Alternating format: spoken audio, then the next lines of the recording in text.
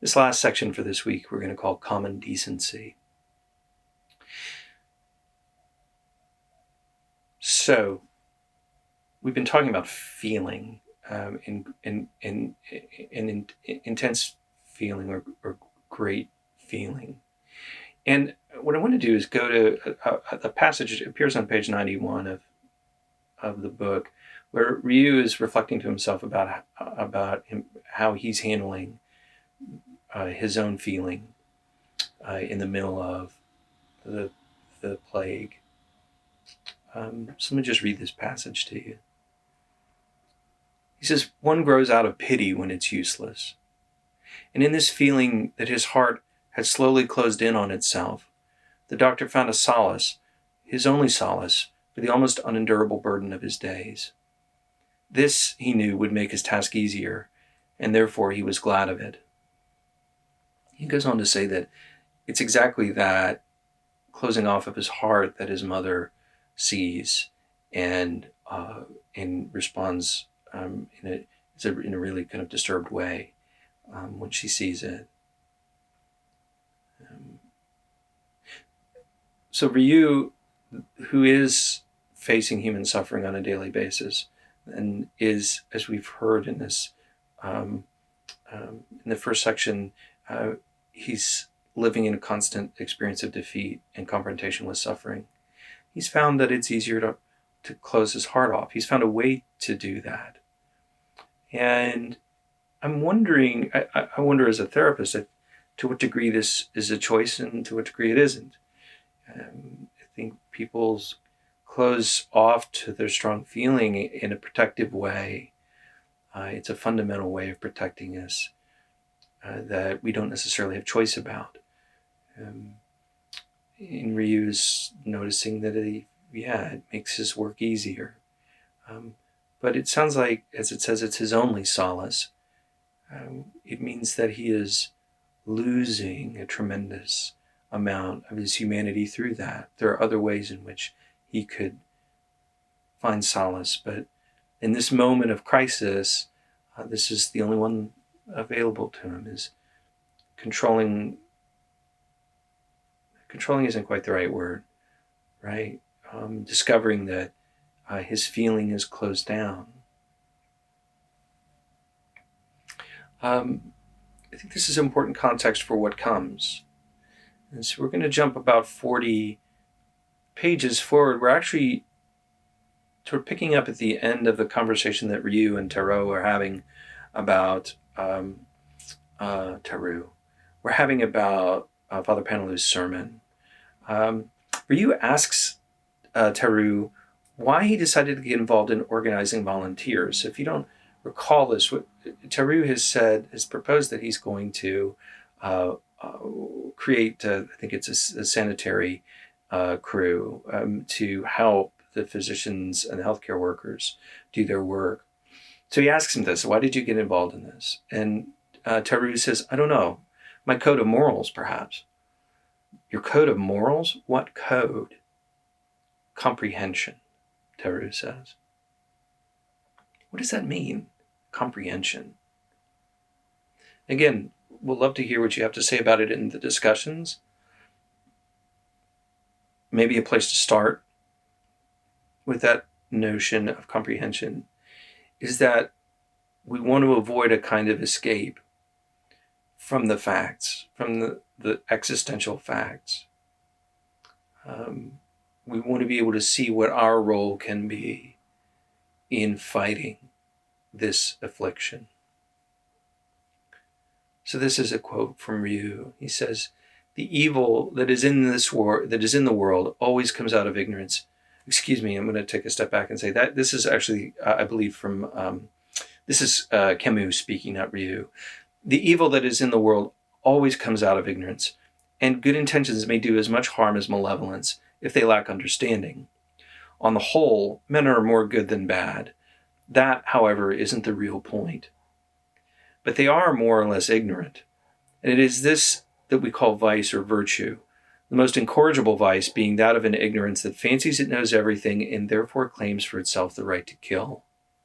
The soul of the murderer is blind, And there can be no true goodness nor true love without the utmost clear-sightedness.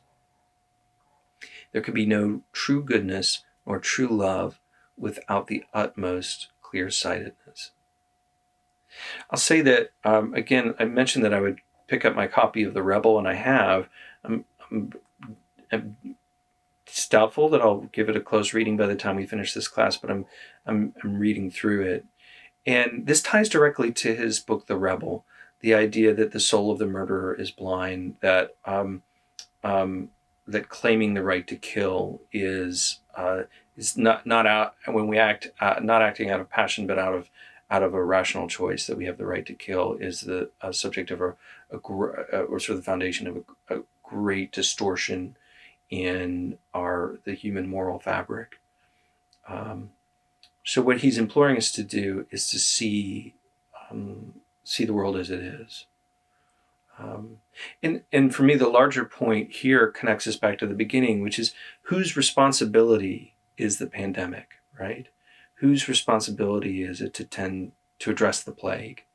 So in our country at this moment, there is a great deal of concern being expressed about healthcare workers, epidemiologists, first responders, are the people working at the grocery store down the street, about how proud we are, grateful we are to them for carrying this for us now. I've actually heard people say, "Oh, there'll be lots of awards for them, and they'll be the sort of the fire department of 9/11, right? Is going to be all these healthcare workers," which is a way of imagining how grateful we are and suggesting how we're thinking about them. But I think Camus would ask us to imagine more closely what our actual responsibility is. There's this moment where Theroux, I think, tells Cotard, smuggler, he's like, "Okay, I'm not going to turn you in. Do what you're going to do. Just don't transmit the disease, please." And there's an echo for us in this current moment about, okay, just do everything you can not to hurt other people. It's not about you, it's about other people. So just please stay at home, keep social distancing, wash your hands.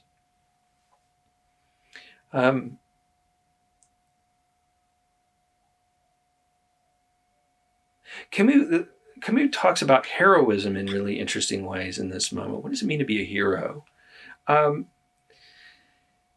He says, once we come to understand that the plague poses a threat to all of us, our actions to fight it should not be understood as heroic. Okay? What he says is that if you decided not to fight, that would be unthinkable. But the decision to fight, the decision to do something substantial, is not in itself heroic. It is simply our responsibility. He says, since plague became in this way some men's duty, meaning the first responders, the healthcare workers, since plague became in this way some men's duty, it revealed itself as what it really was. That is, the concern of all. And then he goes on, he says, the essential thing was to save the greatest possible number of persons from dying and being doomed to an unending separation. And to do this, there was only one resource: to fight the plague. There was nothing admirable about this attitude. It was merely logical. His focus on the heroic would be interesting to hear us talk about in our conversations, in the discussions. I won't go into detail about it now, but Jung had very interesting ideas about the heroic too, and that the heroic attitude is sort of a part of early development, and that once we get to a certain point in our lives, the heroes actually need to be killed. That heroic attitude needs to withdraw, so that something else can emerge. And Camus doesn't speak out of the same place, but there are interesting sort of echoes. He talks about Grand. He's like, if we need a hero, Grand is the hero I would propose for you. He says, this insignificant and obscure hero who had to his credit only a little goodness of heart and a seemingly obscure ideal. And then he a little bit later says, to heroism, the secondary place that rightly falls to it, just after, never before, the noble claim of happiness. Sacrificing oneself for the common good. And I think he particularly understands this kind of heroism as a heroism that is oriented toward self-aggrandizement, right? So what is best is not that we act in a heroic manner so that others might see us. He would place even above that the experience of happiness. But I do think it's a self-aggrandizing heroism that he's talking about.